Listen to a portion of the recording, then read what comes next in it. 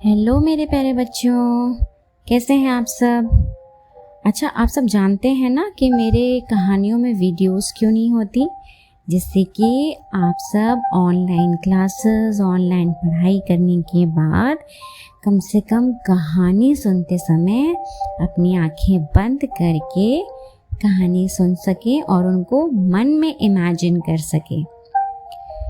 तो बच्चों, आज ना मैं आप सबके लिए पंचतंत्र के तीसरे तंत्र की कहानी लाई हूँ, जिसका नाम है बिल्ली का न्याय। तो इस कहानी में ऐसा होता है कि एक जंगल में एक बहुत बड़ा सा पेड़ था और उस पेड़ के एक तने में एक खोल था, जिसके अंदर कपिंजल नाम का तीतर रहता था।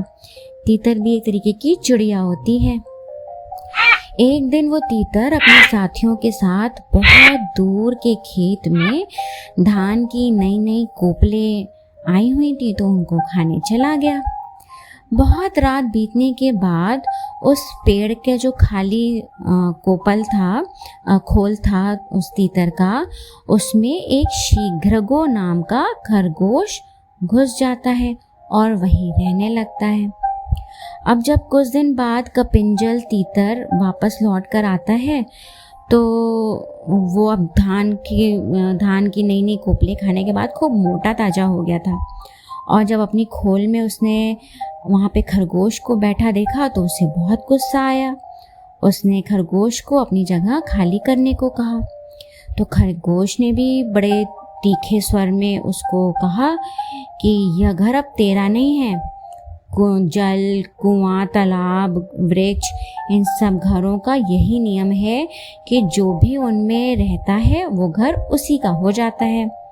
तुम पहले रहते थे तो तुम्हारा था, अब मैं रहता हूँ तो ये घर मेरा है। अब दोनों का झगड़ा बढ़ता गया। तीतर उसकी बात मानने को तैयार नहीं था। तो अंत में कपिंजल जो था वो कहता है कि हम लोग किसी तीसरे पंच से इस बात का न्याय करवाते हैं। उनकी लड़ाई और जो समझौता था उसकी बातचीत एक जंगली बिल्ली सुन रही थी। उसने सोचा कि मैं ही पंच बन जाऊं तो कितना अच्छा है, दोनों को मारकर खाने का मौका मिल जाएगा। अब ये सोचकर उसने हाथ में एक माला ली और सूरज की तरफ मुंह करके बैठ गई, नदी के किनारे आसन बिछाकर, और आंख बंद करके बैठ गई और धर्म का उपदेश देने लगी। उसके जो धर्मोपदेश थे उनको सुनकर खरगोश ने कहा कि ये देखो, कोई तपस्वी बैठा है, इसी को पंच बनाकर पूछ लेते हैं। अब तीतर जो था वो बिल्ली को देख के डर गया, क्योंकि बिल्ली जो है वो चिड़ियों को खा जाती है।